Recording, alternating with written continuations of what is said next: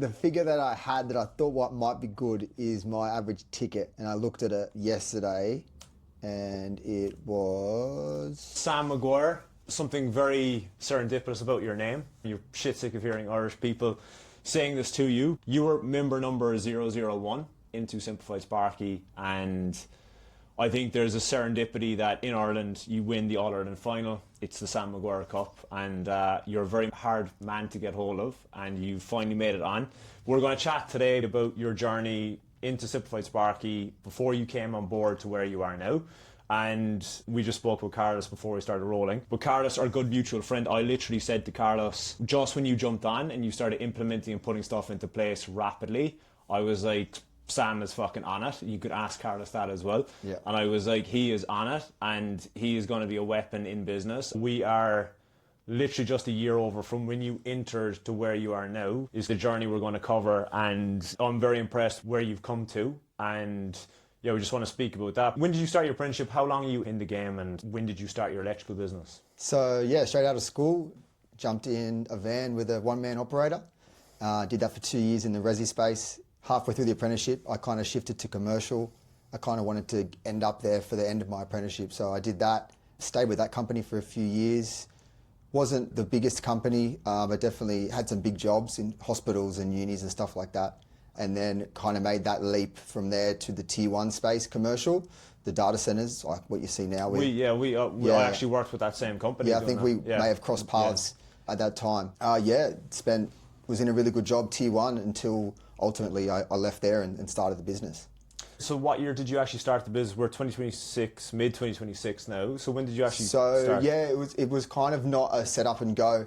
There was a few events that happened when I left that last employer. So I knew my time was kind of getting to the end there. I kind of was not that interested in the work. And yeah, I kind of had one foot out the door. My son was about to be born. So I took about 4 weeks off and I went back and I was like, yeah, I'm done here. So I started looking to see what was out there. I actually found another employer. It was about to be about a 4-week layover between that job and the next job. So I gave my notice, I left, and in that period I actually called Carlos and I was like, hey, have you got some work for me? You know, I just left in a hurry and I had that job starting, so I did that. Jumped in the van with one of his boys and went back to the resi. There was no real fire in the belly to start the business and have this big thing on the wall that I wanted to do. So yeah, jumped in with him for a few weeks, and then the job description kind of changed on that new job. And I didn't really like the way it was going to pan out, so I made a decision just to keep subbing with Carlos.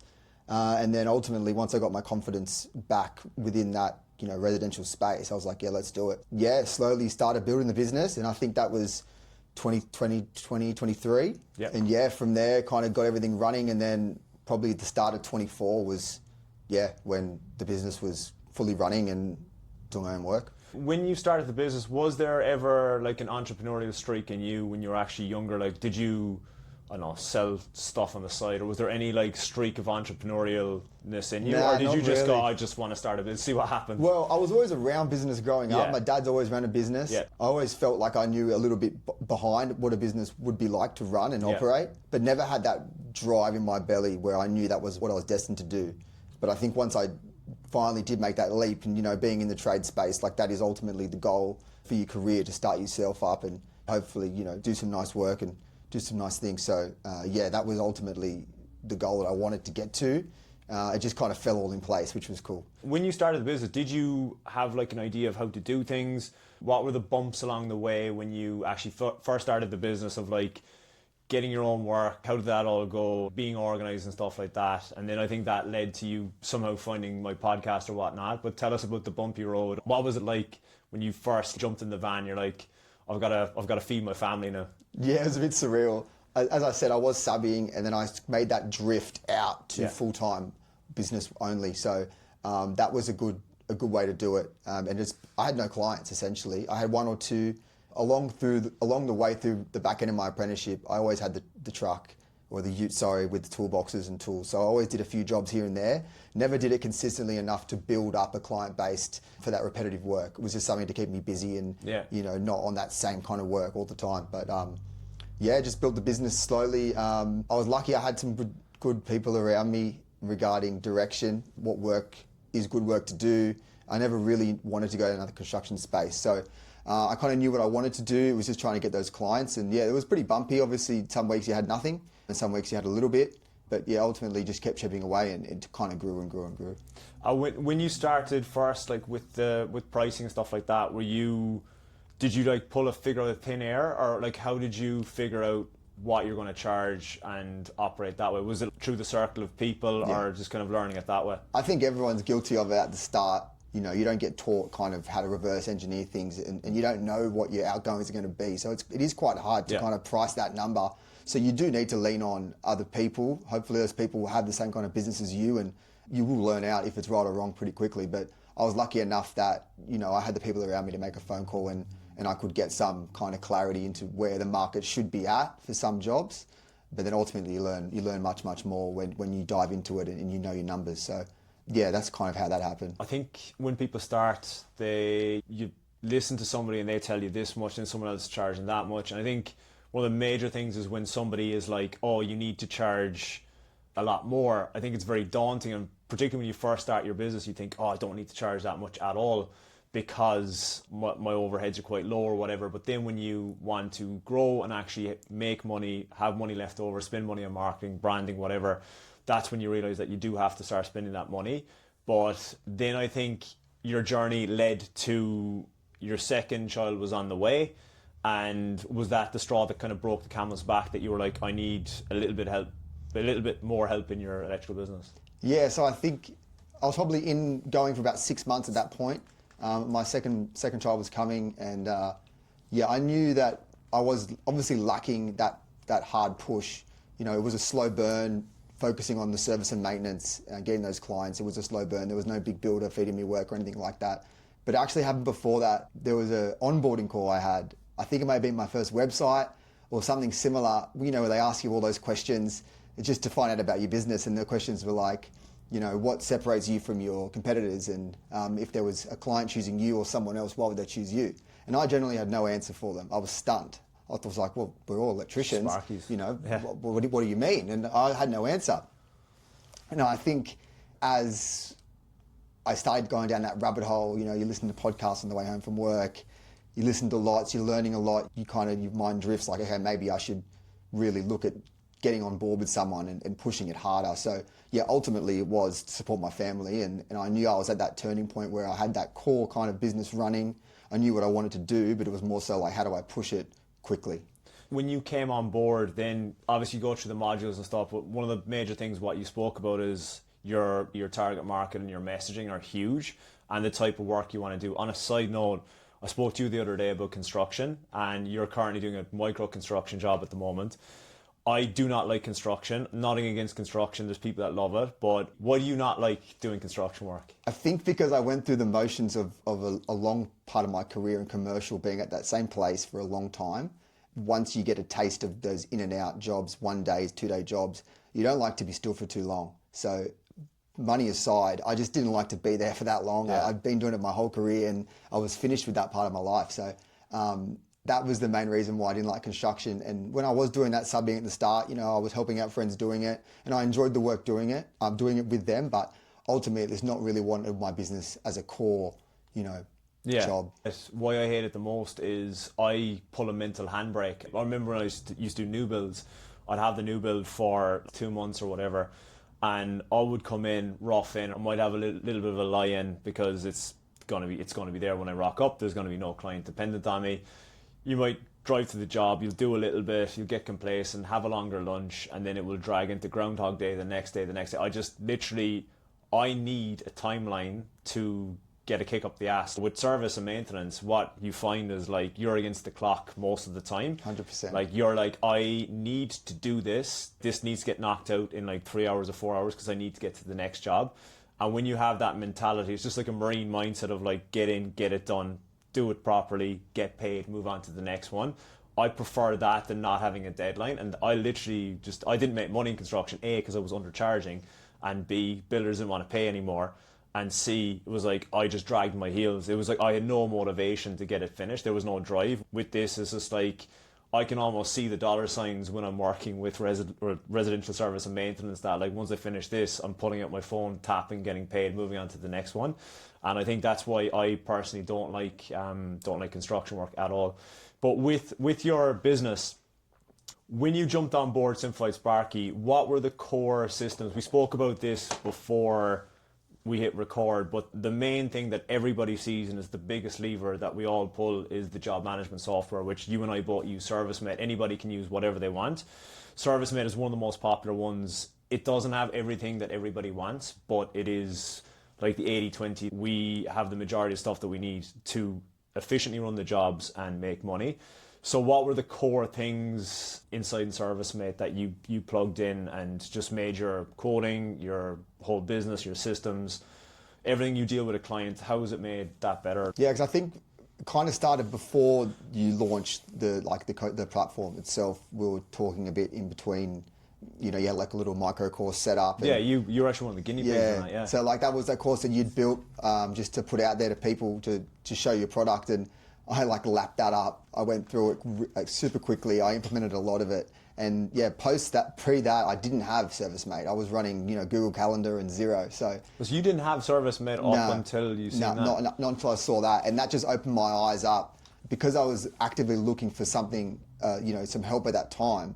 And then yeah, you kind of popped up. I think maybe this is pre-Instagram. This is like just podcasts, and in the car I heard it. So yeah, I looked at that, and then my business was obviously this plain basic operation, and then, you know, there was a one-man band operating at a high level with all this technology with the ServiceMate and the other stuff that you have implemented. So I saw that and I was like, yeah, this is exactly me. He's proven he can do it.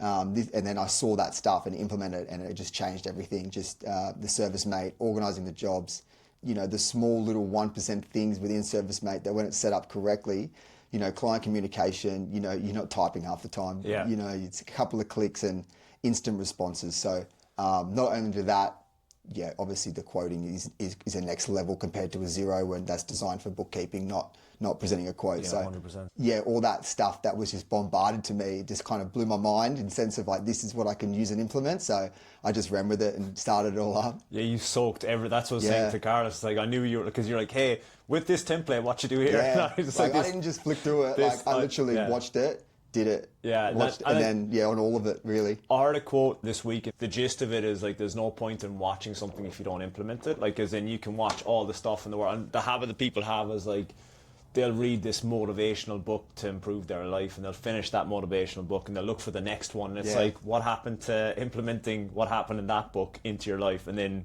maybe you won't even need the second book, but you're an implementer, and I could see you were doing things and implementing them in. Can you imagine running an electrical business now, even as a one man, it doesn't matter, without ServiceMate?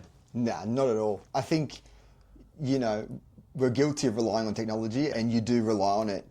You can turn your brain off essentially at night, and that's kind of housing all the information, all the communication. You don't need to text, you don't need to make calls, it's all recorded. So it definitely, once you implement it and make it well for your business, yeah, you couldn't go back.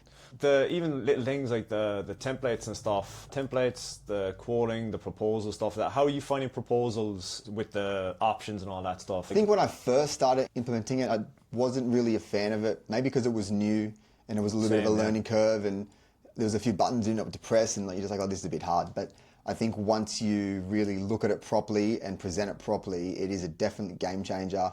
Even that customer experience, like they get a quote, you know, they're used to getting it in a PDF and they click it, and like the older people would print it out and stuff like that. But yeah, that's all changed now. So, you know, it pops up, it's a big green button, accept, you know, you sign here, like it's just the future essentially with receiving a quote over an email. So that just all wraps into that polished business, I feel. I speak to people and they're like, I don't need it yet, I've just started my business, like ServiceMate or even Xero and stuff like that. And it's like, the people that implement this stuff from day one, I mean, even if you take the fucking free tier on ServiceMate and just start getting used to and start using it, because I've spoken to people that are using ServiceMate for their calendar and then they're quoting and invoicing out of Xero, which is completely wrong. You can do so much stuff inside in ServiceMate.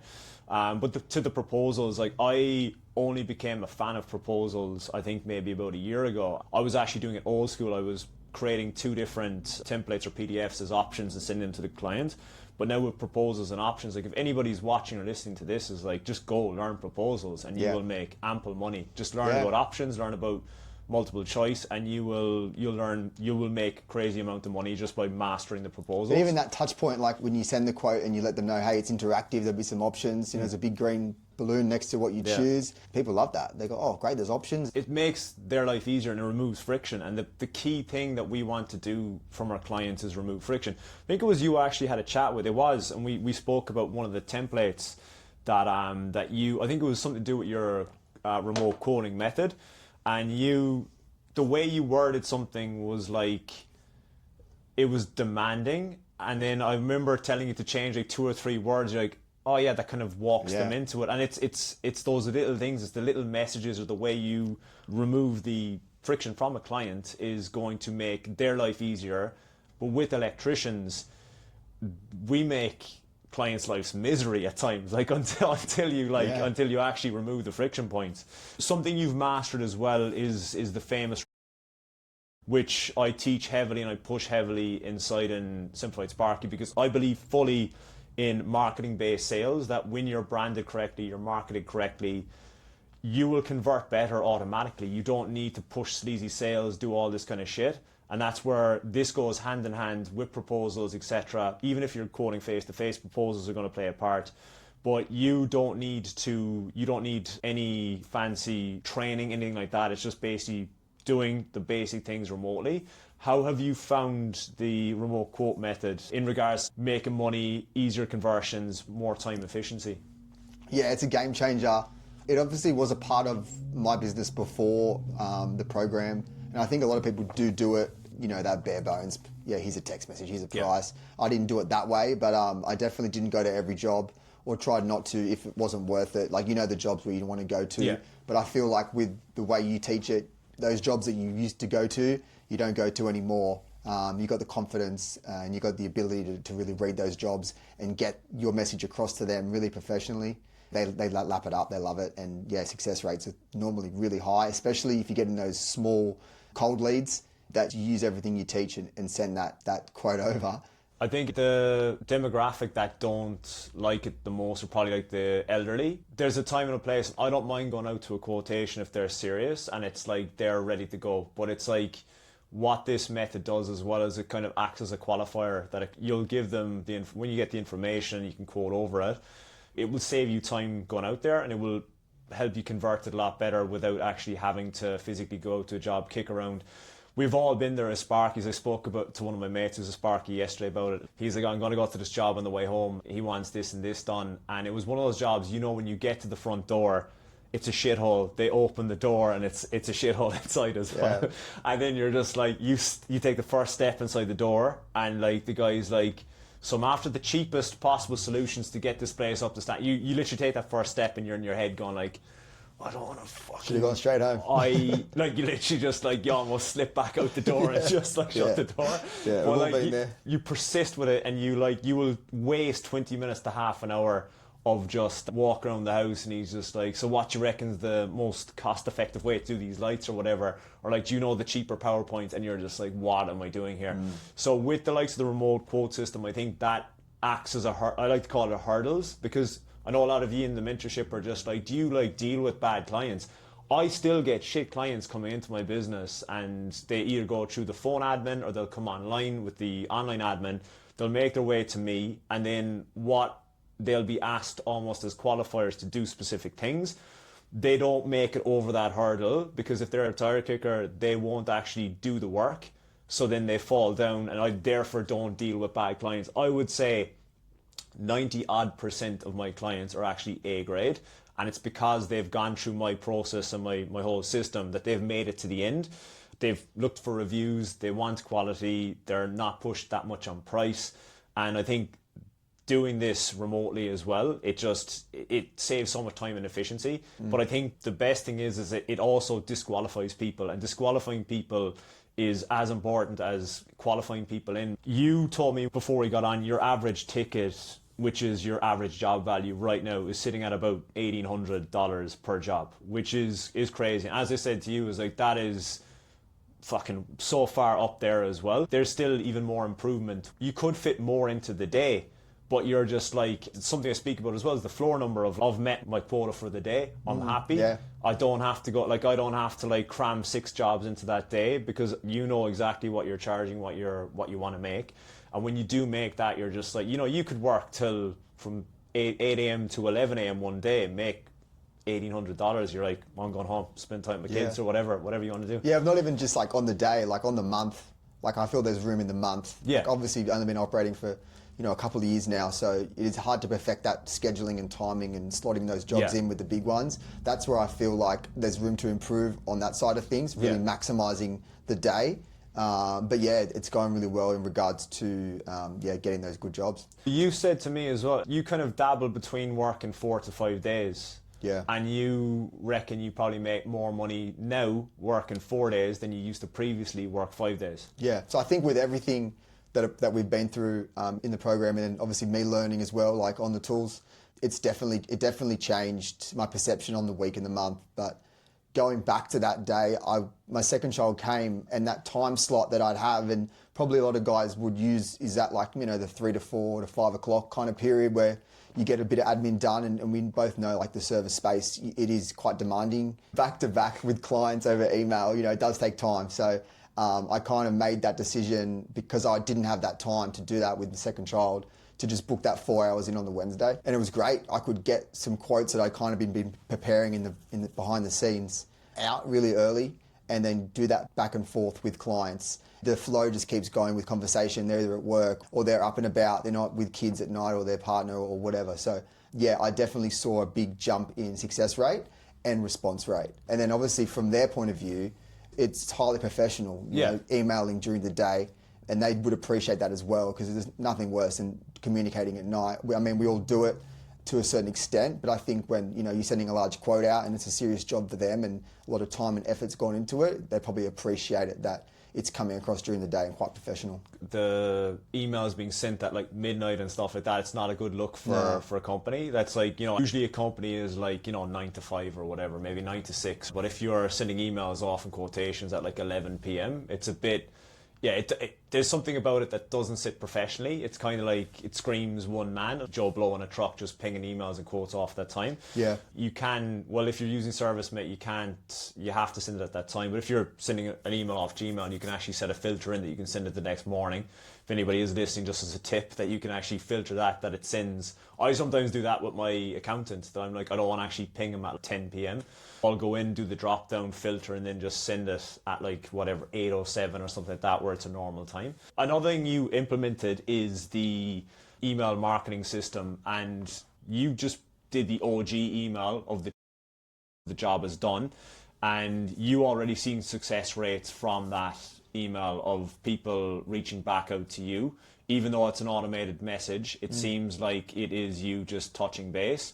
You've got emails back from that, and I think I believe you even got more work from just that one, not even the rest of the entire system, but just that one email. Yeah, that's right. So obviously there's a few that, you know, you teach, the main ones really, and that initial check-in is great, because people read that and be like, oh, he's actually seeing how everything went. Like, I've never had someone call me or email me and ask how everything's going. So you get a lot of hits back on that, which is great. Like, yes, everything's good generally, hopefully. But then, and then the few more down the line, just a little follow-up, seeing how everything's going, if there's anything else, and you do get a hit back saying, hey, we've talked about the thing we discussed last time, can we get a quote, or can you come out? But yeah, it's really beneficial and just keeps you front of mind with them. I know everyone gets a lot in their inbox, so you do have to perfect it in a way where it's not annoying, but ultimately it does work, and it's really helpful for the business. Your perception of the style of email marketing that I teach and what I've gone through with all of you, is that what you thought you should have done with email marketing previously? What was your idea of like how you email market? Yeah, I think you kind of create something and it's always going to be generic until you really analyze it. And ultimately, if you check your inbox, it's probably just all generic stuff, right? From every supplier and same shit. You know, every brand. But then, the way that you teach it, it comes across really natural. So that's something that I think works in your favor a lot. You have to be helpful without giving too much stuff away. You have to be helpful. Stop talking about yourself. Stop saying we're so special. Get rid of your fucking logo, plaster on it 7 times. That's all I'm going to give away from there. You also niggled in with beacon lighting, one of the local beacon lightings around here. I'm in one in the Inner West. You're basically Inner West as well. I'm not taking all the credit for this. You have basically wiggled your way in there, but it was something I suggest to do as well, is just try to get in with your beacon, and there's just systems and processes around it. I think luck and timing as well played a good part in you getting in there, but you still persisted and you managed to end up in one of the beacon stores, and they've been trickling you a bit of work all the same, but it took a bit of persistence to get in there, didn't it? Yeah, it did. So I think initially I became aware of the program with them, and I was currently living in a different area at the time, and it just worked out that once I moved back into the Inner West, you know, the new manager at the new store was the same one, and you know, we had a relationship, and yeah, it didn't fast track as such, but it kind of timing was everything, and lucky enough I was super busy buying heaps of fans, so spending heaps of money, and that's what they want. So yeah, within a couple of months, you know, my card was on the desk, which was nice. Yeah, no, it's good. It's good. Like, and that's something I teach as well inside there, is like you need different streams of income coming in. And luckily for you as well, there's a great bunch of guys in the Inner West. Like, you do a lot of work with Crawford, you've worked with Carlos. You've got different avenues to trickle in work as well. And there's whatever about the people are going to tell you shit that you just get a website, get your Google Business Profile, plenty of work will come in. Your website and all that will start ranking over time, but the main thing is that you get other sources of work coming in as well. So be it like your beacon, as you said. For me, I've got Tesla, I've got a gas company that do induction cooktops that I get a trickle from them. It's very important that you build up those avenues, even referral partners like plumbers and stuff like that. It's super, super important that people do that, because you have been fortunate that you've got a good network around you that you will get those trickles of work. With your business, your electrical business, MPS, you have rebranded it essentially since coming on board as well. Why did you decide to rebrand it in the first place? I love the branding, by the way, and the style of it. Why did you decide to rebrand it, and how has the rebrand gone for you in regards to, like, does it now feel like a professional business? Yeah, definitely. I think at the start, as I mentioned before, like that quick run into starting the business, I just pulled the trigger on things, website, logo. I didn't really try and overthink it too much, but it never was something that I was extremely proud of in terms of what I wanted to portray. So I think once I started the program and the messaging side of things, I was like, well, you know, it's time to switch it up and get something that I'm really, you know, really want to put on my shirt, essentially. And I'm really glad I did do it. It was a bit of a process, like anything. Yeah. It's not easy, especially with the design choices. Like, it's not my forte. But yeah, was really proud of it at the end, and yeah, really happy with it. That's what people do as well. And I deal with people that have, you know, they've spent like $50 on a developer to do a website for them or whatever, and it's dog shit. And then people will, you know, they'll go out and splash like $3 or $4 grand on a tester that'll sit in their van. They use it once a year. If they spent that $3 or $4 grand on their branding and website and stuff like that, it would tenfold the work that would come in to the electrical business, that they generate revenue and profit. But I think it's just like a deer in the headlights. A lot of electricians are afraid to spend money on the business, and they spend it on tools and stuff like that. And like, if you were to say to a Sparky or whatever, piss off your Milwaukee and just get an Ozito set, they'd laugh at you. And it's like, they're literally the websites that are the Ozito website, and that's what's literally fueling the business to bring the money in. A lot of the stuff and changes that happen inside in the mentorship and in real life to improve your electrical business, they all happen up here. A lot of it is just belief shifts and mindset shifts. And I remember you said to me, you came to me a few months ago as a switchboard. I think you were going in at something like, I don't know, let's just say it was like $4.5 grand or something. And I looked at it and I was like, fuck, there's more in this kind of thing. And we went back and forth, but I was like, it's 5.5 in this, or it was an extra grand anyway. Yeah. And you're like, all right, fuck it. And then you went through, and I was like, how'd you go? I was like, hey, I got it. Yeah. And it's like, again, it's the mindset shift. We sometimes go into our own heads. Is the client thinking that's too expensive? Meanwhile, the client's probably like, I'm getting solar next week. I just need this fucking thing done. Yeah, you know? that's right. And they're just like, I'm hearing $7 grand, but then it's like you come in at anything in and around 7, it could be 8, 9. They're just like, okay, brilliant. We get caught up in our own heads with theories, thoughts. Should we do this? Shouldn't we do that?